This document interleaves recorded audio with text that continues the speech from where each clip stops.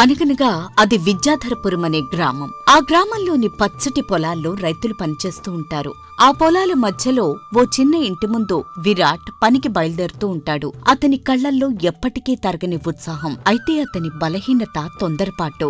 ఎక్కడైనా ఏ పనైనా త్వరగా చేయాలనే తొందర. అదే అతని సమస్య. అలా విరాట్ పొలంలో కార్మికులతో కలిసి పని మొదలు పెడతాడు. మీరంతా ఇంత నెమ్మదిగా పనిచేస్తే ఎలా? నేను ఒక్కడినే వేగంగా ఇంత పెద్ద పని చేస్తే ఎప్పటికి పూర్తవుతుంది చెప్పండి? మీరు సాగదీయకుండా కొంచెం వేగంగా పనిచేస్తేనే ఇది సాయంత్రానికి మనం పూర్తి చేయగలుగుతాం అని అతని చుట్టూ పనిచేస్తున్న కూలీలను మందలిస్తాడు. దాంతో అందులో ఒక కూలీ, బాబూ, ఇది పొలం పని. దీని తొందరగా చేసినా లాభం లేదు. మొక్కలు పాడవుతాయి. పద్ధతిగా చేస్తేనే పంట బాగుంటది అని అంటాడు ఆ కూలీ. దాంతో విరాట్ వ్యంగ్యంగా నవ్వుతూ, ఏంటో మీరు ప్రతిదానికి పద్ధతి అంటున్నారు. కానీ పద్ధతి పేరుతో నెమ్మదిగా పనిచేస్తే ఇంత పని ఎప్పటికి పూర్తవుతుంది చెప్పండి? నేను చెప్పేది కూడా కాస్త జాగ్రత్తగా వినండి. వేగంగా పనిచేస్తే త్వరగా పని పూర్తి చేయొచ్చు అని గట్టిగా చెప్పడంతో ఇక చేసేదేమీ లేక కూలీలు ఒకరినొకరు చూసుకుని తల ఊపుతారు. ఇంతలో అప్పుడు విరాట్ చెల్లెలు చందన అక్కడికి వస్తుంది. పనివారిపై రుసరుసలాడుతున్న అన్నను చూసి చిరునవ్వుతో ఇలా అంటుంది, ఏంటన్నయ్యా, నీ కోపం మళ్ళీ మొదలైందా? నీ ముఖం చూస్తేనే తెలుస్తోంది. కొంచెం శాంతించు అని అనగానే విరాట్ కొంచెం గర్వంగా ఇలా అంటాడు, అది కాదు చందన, నువ్వే చెప్పు. ఈ కూలీలు ఇంత నిదానంగా పనిచేస్తే నేను ఎలా సహించగలను? నాకు సహనం అనే గుణం పుట్టుకతోనే లేదు. నా దృష్టిలో పని అంటే వేగం, అంతే అని అనగానే చందన కొంచెంసేపు ఆలోచించి నెమ్మదిగా అన్నయ్యతో ఇలా అంటుంది, అన్నయ్య, నువ్వు తెలివైనవాడివే.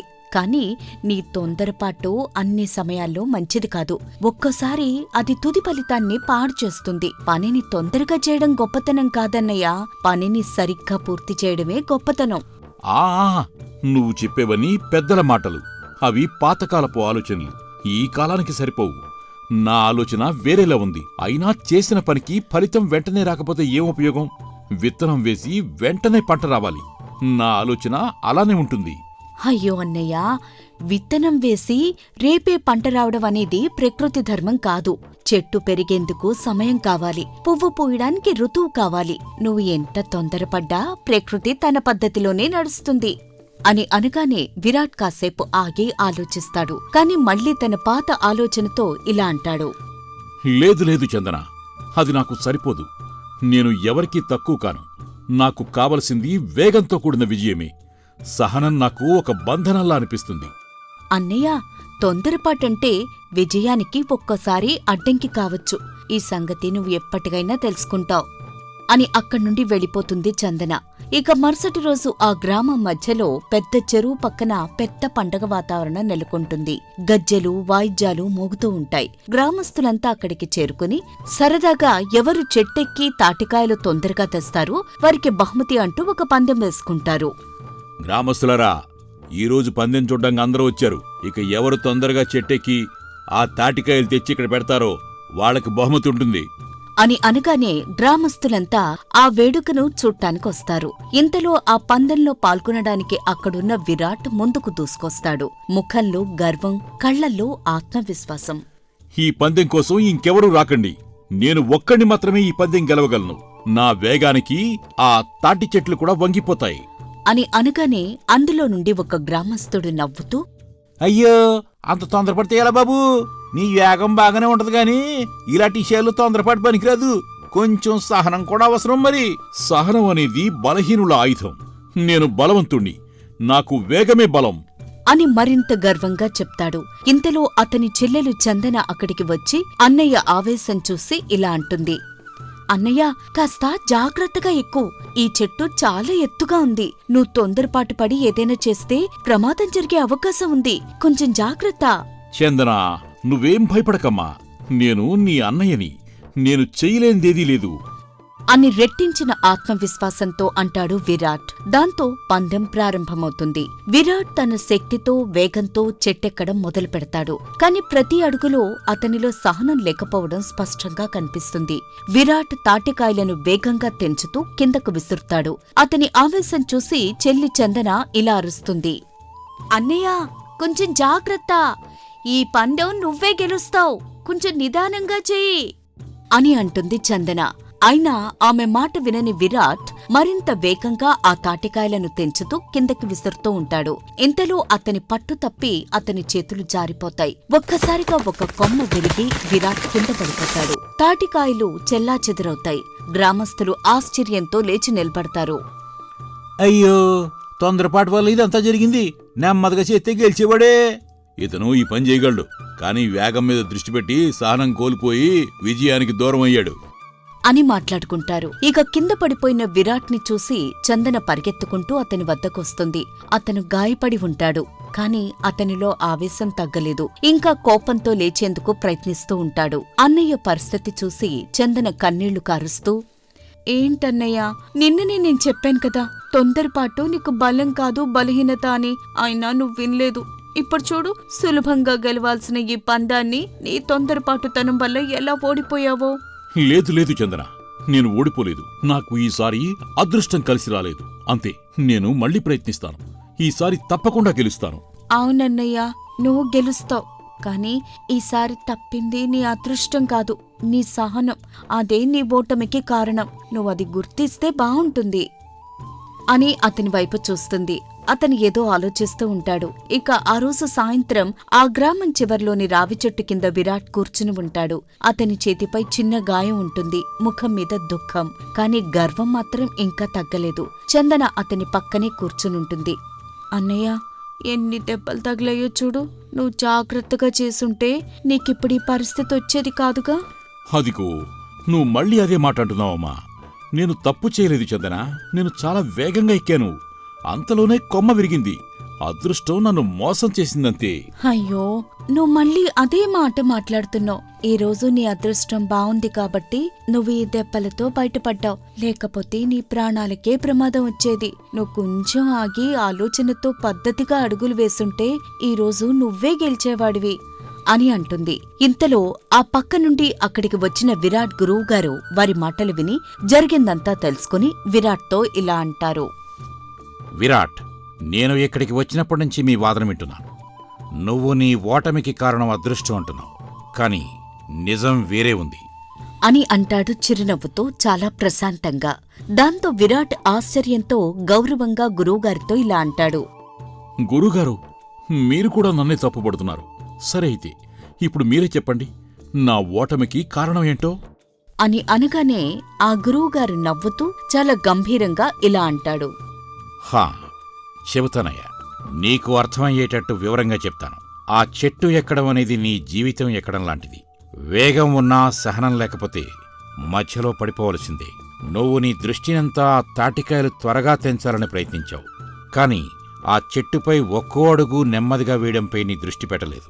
దాంతో పట్టుకోల్పోయావయ్యా అని అనగానే విరాట్ ఏదో ఆలోచిస్తూ గురువుగారితో ఇలా అంటాడు. కానీ గురుగారు, ఈ రోజు నా ప్రయత్నంలో నేను చాలా కష్టపడ్డాను. నా శక్తంతా చూపించాను.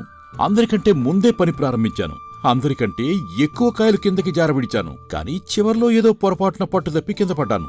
లేదంటే ఎలా చూసుకున్నా ఈ రోజు విజేతను నేనే కదా అని అంటాడు విరాట్. దాంతో గురువుగారు చాలా సహనంగా ఇలా అంటారు.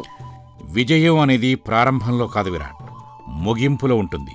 తొందరగా మొదలుపెట్టావు, కాని ముగింపుకు రాలేకపోయావు. అది విజయం కాదు, అది నీకు ఈ రోజు ఒక పాఠం లాంటిది అని అనగానే విరాట్ కాసేపు మౌనంగా ఉంటాడు. చందన సంతోషంగా గురువుగారి మాటలు వింటూ ఉంటుంది. అన్నయ్య, ఈ సంగతి నేనెప్పుడు చెప్తూ ఉంటాను. నువ్వెప్పుడూ నీ తొందరపాటు వల్ల ఓడిపోతూ ఉంటావు. కాని నువ్వు సహనం నేర్చుకుంటే నీ శక్తి నీకు నిజమైన ఫలితం ఇస్తుంది. అవును విరాట్, ఎప్పుడూ విత్తనం వేసిన వెంటనే పండ్లు రావయ్యా. వర్షం కురిసినా ఎండపడినా కాలం గడిచాకే చెట్టు పెరిగి ఫలాన్నిస్తుంది. జీవితం కూడా అంతే. సహనం లేకుండా ఫలితం పొందాలి అనుకోవడం అంటే విత్తనం వేసి రేపే పండు కోయాలనుకోవడం అని అంటారాయన. దాంతో ఏదో ఆలోచనలో పడ్డ విరాట్ తన తొందరపాటు వల్ల జరిగిన నష్టాన్ని గుర్తించి గురువుగారితో ఇలా అంటాడు. గురుగారు, ఇప్పుడు నాకు ఆలోచిస్తే అర్థమవుతోంది. మీరు చెప్పింది నిజం. నేను నా తొందరపాటు వల్లే ఓడిపోయాను. దానివల్ల నేను నేర్చుకోవాల్సిన పాఠం నేర్చుకున్నానులేండి అని అంటాడు. దాంతో గురువుగారు చిరునవ్వుతో అతణ్ణి ఆశీర్వదిస్తూ, ఇప్పుడు నువ్వు నిజమైన విజయాన్ని అందుకుంటావు. ఓటమి నీకు సహనం నేర్పితే అది ఓటమి కాదు, అది నీ బలం. ఇక నుండి ప్రతి అడుగు వేయటానికి ముందు ఆలోచించు. ఆగు. తర్వాత మరింత ఆత్మవిశ్వాసంతో ముందడుగు వేయి. విరాట్ తల వంచి గురువుగారికి నమస్కరించి మరింత దృఢంగా నూతన ఉత్సాహంతో ఇలా అంటాడు. గురువుగారు, ఇక మీదట నా బలహీనత తొందర కాదు, నా బలం సహనం అవుతుంది. నా జీవితంలో ఇక నుంచి సహనంతోనే విజయాన్ని సాధిస్తాను. అన్నయ్య, ఇదే నేను నీలో కోరుకున్న మార్పు. ఇక నీ విజయం ఖాయం. అలా విరాట్ తన మొదటి ఓటమి నుండి గొప్ప పాఠం నేర్చుకుంటాడు. ఇక మరుసటి రోజు అదే గ్రామంలో చెరువు పక్కనే మళ్లీ పందెం నిర్వహిస్తారు. ఈసారి పందెం కోసం పెద్ద సంఖ్యలో గ్రామస్తులు చేరుకుంటారు. డోలు గజ్జలు మ్రోగుతూ ఉంటాయి. తాటి చెట్టు మధ్యలో ఉంటుంది. విరాట్ నిశ్చయంగా ముందుకు వస్తూ ఉంటాడు. అతని ముఖంలో ఈసారి తొందర లేదు, ప్రశాంతత, ఆత్మవిశ్వాసం ఉన్నాయి. గ్రామస్తులరా, మళ్ళీ ఈరోజు పందెం. ఎవరు ఈ చెట్టు ఎక్కి తాటికాయలు సురక్షితంగా వేగంగా తీసుకొస్తారో వారికి బంగారు పతకం బహుమతిగా ఇస్తాం అని అనగానే గ్రామస్తులంతా సంతోషంగా చప్పట్లు కొడతారు. ఇంతలో అక్కడికి వచ్చిన గ్రామస్తుడు విరాట్ను చూసి ఆశ్చర్యంతో పక్కవాడితో ఇలా అంటాడు. ఏటీ, ఈరోజు మళ్ళీ విరాట్ వచ్చాడు? ఈసారి ఓడిపోకుండా గెలవగలడా? ఏమోలే, చూద్దాం. అవునవును, అతని ముఖం చూస్తేనే తెలుస్తుంది. ఈసారి అతనిలో ఏదో మార్పు కనిపిస్తుంది. ఇంతకు ముందులా తొందరపాట్లేదు. చూద్దాం ఏం చేస్తాడో అని అనుకుంటారు. ఇంతలో విరాట్ ఆ తాటి చెట్టు దగ్గరకు వెళ్లి చేతులు జోడించి నమస్కరిస్తాడు. గురువుగారు, చందన పక్కన నిలబడి చూస్తూ ఉంటారు. ఇంతలో విరాట్ తనలో తానే ఇలా అనుకుంటాడు. దేవుడా, ఈసారి నాకు తొందర కాకుండా సహనం ప్రసాదించు. నేను గెలవడానికి కాదు, నేర్చుకున్న పాఠాన్ని నిరూపించడానికి ఈ ప్రయత్నం చేస్తున్నాను అని వేడుకుంటాడు. ఇక వెంటనే పందెం ప్రారంభమవుతుంది. డోలు మోగుతూ ఉంటుంది. విరాట్ చెట్టెక్కడం మొదలు పెడతాడు. ఈసారి అతని ప్రతి అడుగు నెమ్మదిగా, బలంగా, జాగ్రత్తగా ఉంటుంది. అతను తొందరపడడు, కాని ఆగడు కూడా. అది గమనిస్తున్న గ్రామస్తులు ఆశ్చర్యంతో చప్పట్లు కొడుతూ ఉంటారు. చూడండి చూడండి, ఈసారి ఈ విరాట్కి ఎంత నెమ్మదిగా, ఎంత జాగ్రత్తగా ఎక్కుతున్నాడు. ఇతను నిజంగానే మారిపోయాడు రోయ్. గురువుగారు, చూడండి, అన్నయ్య నిజంగానే తొందరపాటు తగ్గి పనిపై శ్రద్ధ పెట్టాడు. చాలా సహనంగా కనిపిస్తున్నాడు. నిజమేనమ్మా, సహనానికి శ్రద్ధ తోడైతే అతని శక్తి రెట్టింపవుతుంది. ఇదే అసలైన బలం. అలా విరాట్ పైకి చేరి తాటికాయలు జాగ్రత్తగా తెంచి కిందకి వదులుతూ ఉంటాడు. ఒక్కొక్కటి కింద సురక్షితంగా పడుతూ ఉంటుంది. చివరిగా అతను సురక్షితంగా కిందకి దిగుతాడు. గ్రామం మొత్తం చప్పట్లతో మారుమోగిపోతుంది. గ్రామస్తులారా, ఈరోజు బంగారు పతకం మన విరాట్ గెలుచుకున్నాడు అని అనగానే గ్రామస్తులంతా కరతాళ ధ్వనులతో అభినందిస్తారు. చందన కళ్ళు ఆనందంతో మెరుస్తూ ఉంటాయి. గురువుగారు గర్వంగా తల ఊపుతారు. దాంతో విరాట్ అందరి ముందు, గ్రామస్తులారా, నిన్న నేను నా తొందరపాటు వల్ల ఓడిపోయాను. ఈరోజు సహనం వల్ల గెలిచాను. ఇక నుండి నా జీవితంలో వేగం మాత్రమే కాదు, సహనం కూడా నాకు తోడవుతుంది. విరాట్, నువ్వు నేర్చుకున్న ఓటమి పాఠంతో వచ్చిన ఈ విజయంతో ఇప్పుడు నువ్వు ఈ గ్రామస్తులందరికీ ఆదర్శంగా నిలిచేవయ్యా. అవునన్నయ్యా, నువ్వు గెలిచింది బంగారు పతకం కాదు, సహనమనే శాశ్వత బహుమతి. అలా విరాట్ తన తొందరపాటు స్వభావం నుండి బయటపడి సహనాన్ని అలవాటు చేసుకుంటాడు. అతని జీవితంలో మొదలైన ఈ మార్పే అతని నిజమైన విజయం. తొందరపాటు మంచిది కాదు, సహనమే విజయానికి మార్గం.